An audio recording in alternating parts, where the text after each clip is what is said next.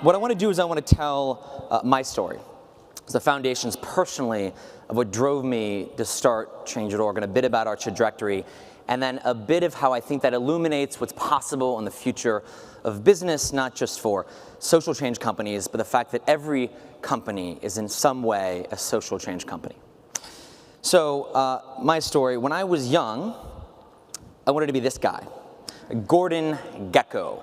Because Gordon was cool and slick and rich and powerful. And though I lived in Santa Barbara, I wanted to wear a double-breasted suit as often as possible, which is like ridiculous as wool. My parents thought it was crazy. And while everybody was running away from Wall Street, I was running toward it. And this was a consistent storyline my entire youth, so much so that I felt the same way all the way until I went to this place at Stanford. It's like a summer camp that extends for 4 years. And when I went to Stanford, I found that there was an even more rapid way in which you could make the kind of money that would allow you to retire by age 30. It was called the internet.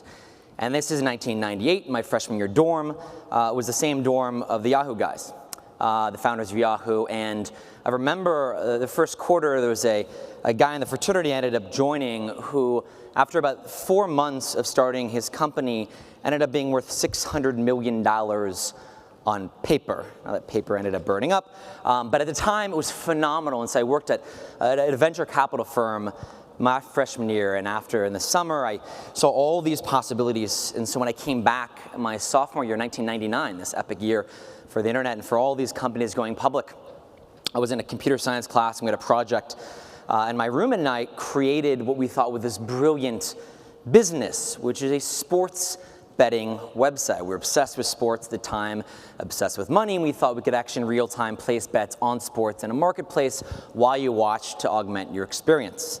And so we got really excited about this and started counting like what the business model would be and how much money we could make, until we found out that it was illegal, which of course was only a minor deterrent.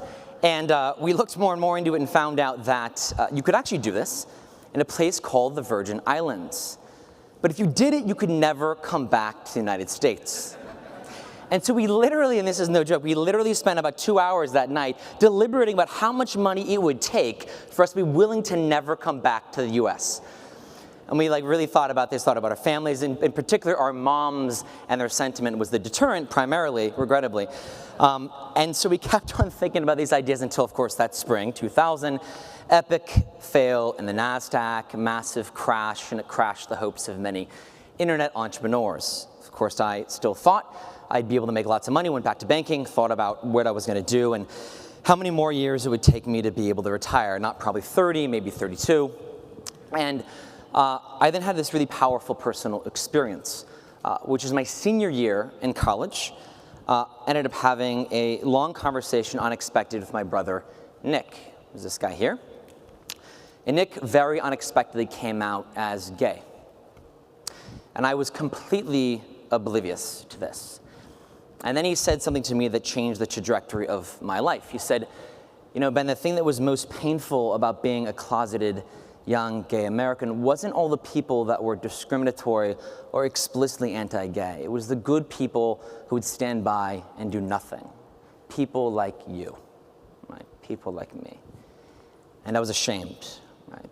And what I had not done. I was so selfish and so self-engrossed about what I wanted to be and how much I wanted to make and what the world could give me that I never thought beyond my own self to my own brother. And that night, I went to the web and I started Googling about homophobia, and I saw this photo of a guy who looked just like Nick.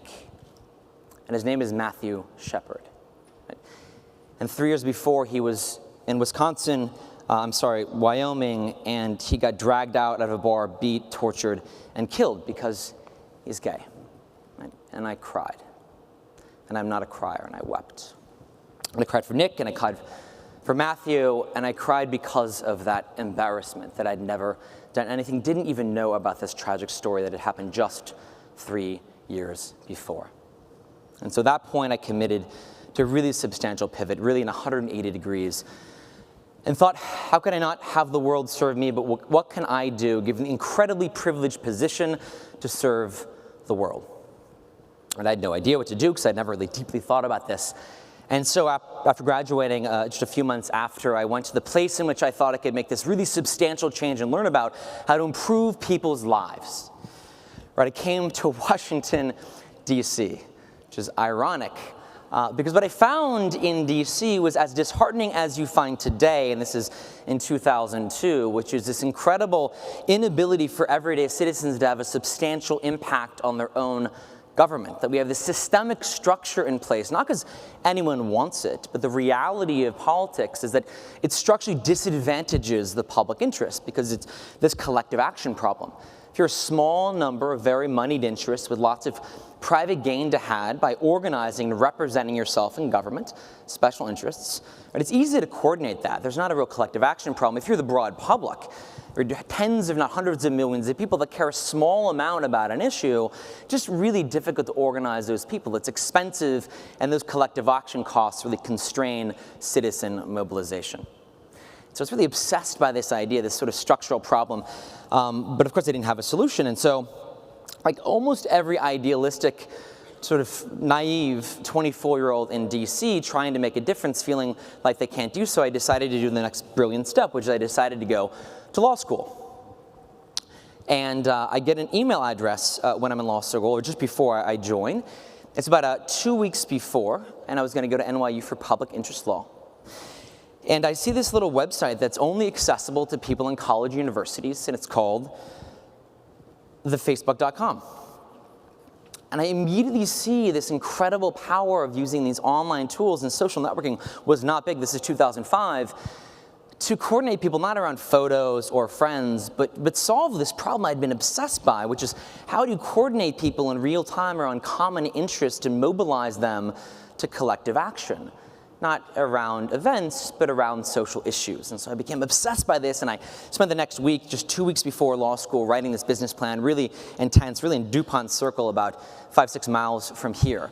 And I ended up deciding, much to my parents' chagrin, and the amusement of all my friends, to drop out of law school before I started, just about a week before, after paying the dues, which didn't make anyone all that excited, but I was entirely enraptured by this idea, as is always necessary if you do the crazy thing, as many of us in this room have, as starting our own companies. And so I spent the next year deliberating entirely. I worked 40 hours a week as a consultant in DC, as I'd done in the past, and 40 hours a week, learning all about how to build an internet company. One of the most funny stories of the time is I didn't have any technical competence. I still don't, like DoubleClick, and that's about it. And so I was looking for a technical co-founder, a very common problem in the internet. I found this guy, asked all my friends, if you could hire anybody to co-found a company for you in the technology space, who would it be? And everyone said the same person, Mark Demos, who had actually been a sort of a friend in my network at Stanford. And so I'm trying to pitch Mark on this idea, and he ignores me. And so we end up going to a wedding in Hawaii for another friend from college that December, and he kept on ignoring me, and so literally I put a deck together on my 10-pound Dell laptop, and I lugged this thing onto the beach, right, and I literally sit there and like walking through the PowerPoint, like in the glare, pitching Mark on why I should join this crazy company, and of course he says no. And then it took me a few more weeks, and eventually started moonlighting. Eventually he joined me, and together in 2007, a long time ago, we launched the first version of the site, change.org, and asked the fundamental question, what do you want to change in the world? This is the old school site. We have made some progress since then. But of course we thought, as many entrepreneurs do, we'll launch this site, it'll immediately go viral, we'll get a few million people, and then we'll figure out how we're going to dole out sort of money to all people that are involved in the company earlier. And we launch and then sort of nosedive in thud, and nobody comes to the site. And so we spend the next 3 years iterating substantially on this model and figuring out how do we actually empower people online to take effective action. We built skills-based volunteerism tools, we had a petition tool, we had a pledge tool, we had social fundraising, which we thought was going to be really big, which failed at the time, is successful now. We just didn't execute well at all. We had no idea how to build a consumer internet platform. Until after a few additional pivots, a crazy thing happened in the most unexpected of places. There was a woman walking down the street in Cape Town, South Africa, and she gets grabbed and thrown to a shack. It was about 2 years ago, and she's raped and almost killed. And the reason is she's a lesbian woman, and the man was trying to turn her straight. It's this phenomenon called corrective rape. Happens more than 10 times a week in Cape Town alone, at least at the time. It's one of the most heinous things you can imagine. And now, while that wasn't new, what was new was what happened next. Because Ndume, this woman here, a friend of that woman, whose own partner had been raped and killed with the same incident just a year before, decided to do something about it. And she goes to an internet cafe outside in Cape Town. She starts a petition calling the government to stop ignoring the issue and to take action. Now, she doesn't have any network, any friends, except a crazy, compelling story and something called the internet. And she starts this petition. Over the next 7 days, 150,000 people joined the campaign. It becomes this massive national story.